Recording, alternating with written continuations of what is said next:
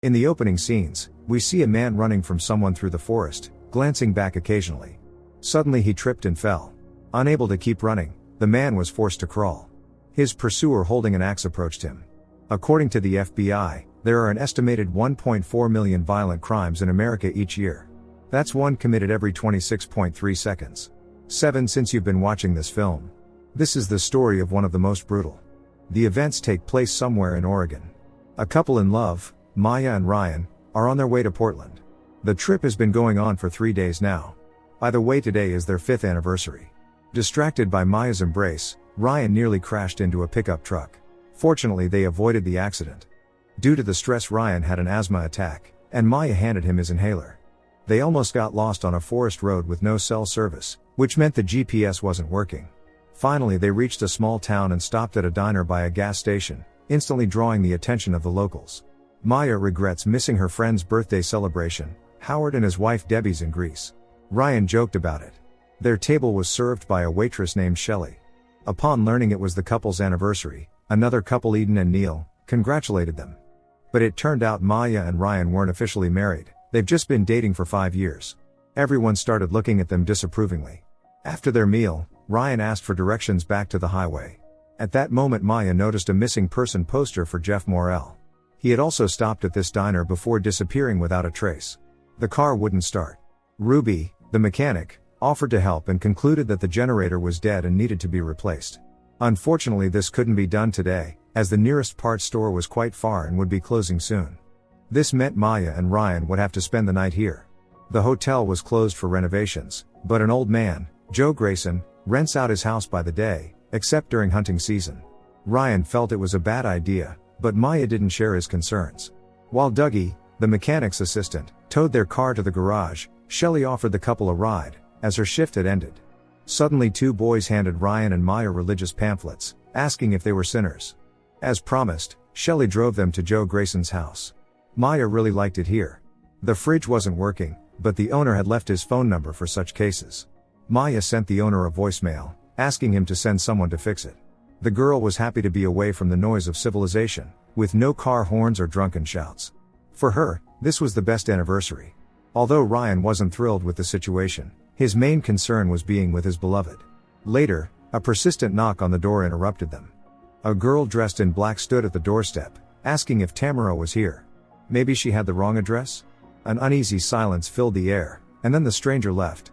Ryan wondered where this girl had come from, given they were in the middle of the forest. The couple tried to forget about the strange incident and continued to enjoy each other's company. Maya mentioned wanting to formalize their relationship, although she used to think otherwise. Maya now hopes to get a job in Portland, where they are headed, and Ryan is fully prepared to follow her, despite his love for New York. They want to spend their entire lives together. When Ryan began coughing, Maya remembered she'd left his inhaler in the car. Ryan decided to go into town for it, and conveniently there was a motorcycle parked outside the house.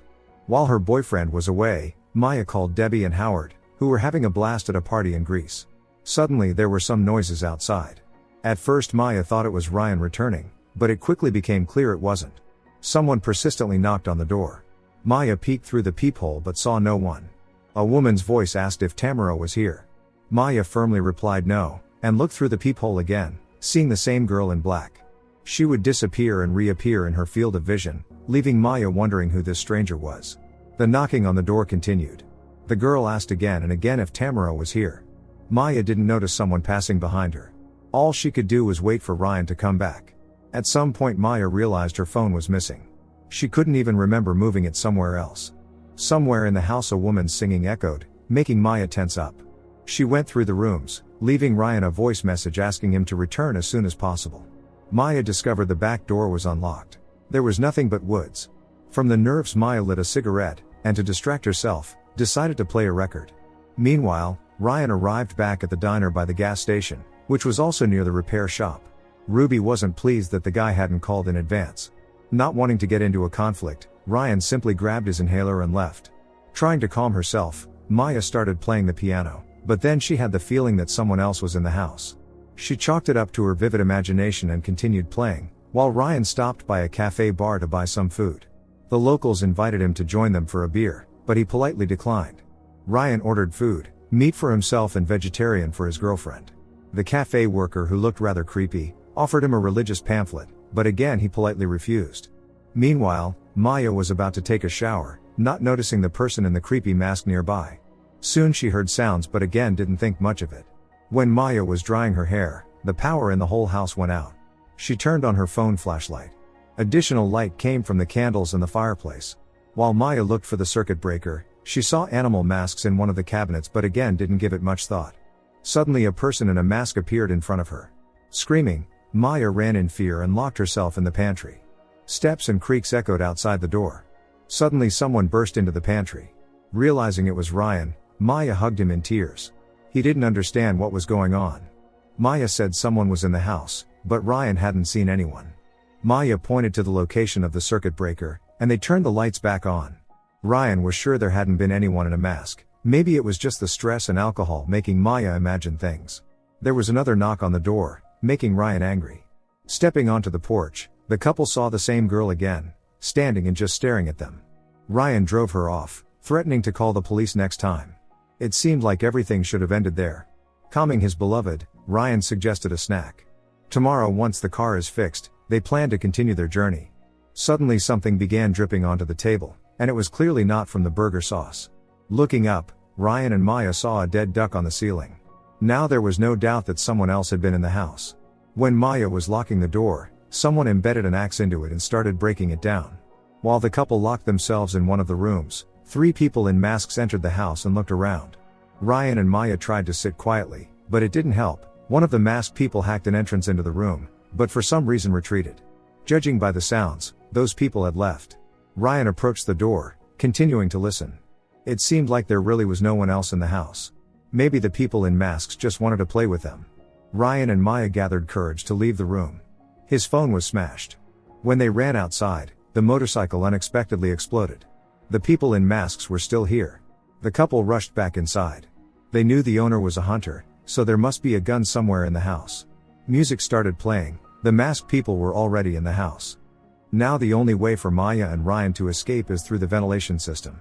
They climbed in, crawling and trying to stay quiet. Suddenly Maya's palm hit a rusty nail, and she barely held back from screaming. The masked people could find them at any moment, so it was crucial to stay silent.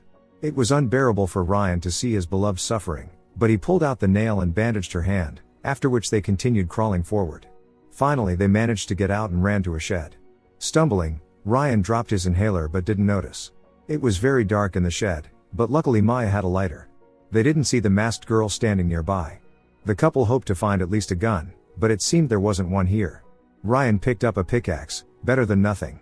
Hearing strange sounds, they went quiet. Due to his recent fall, Ryan was limping and needed a rest. Leaving his beloved to keep watch by the window, Ryan decided to search the shed. Maybe there was something useful in the clutter. Suddenly the masked girl appeared in front of Maya.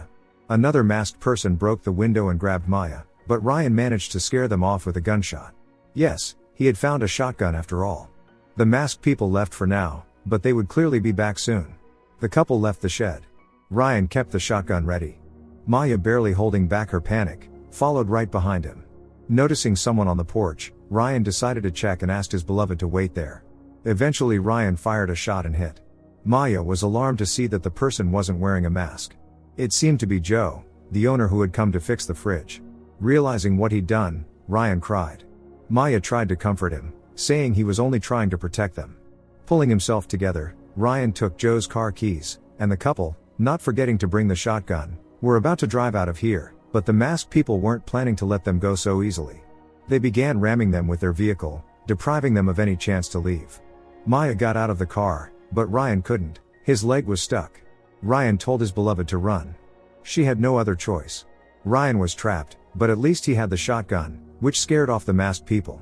After that, Ryan managed to free himself. Limping, he made his way down the forest road.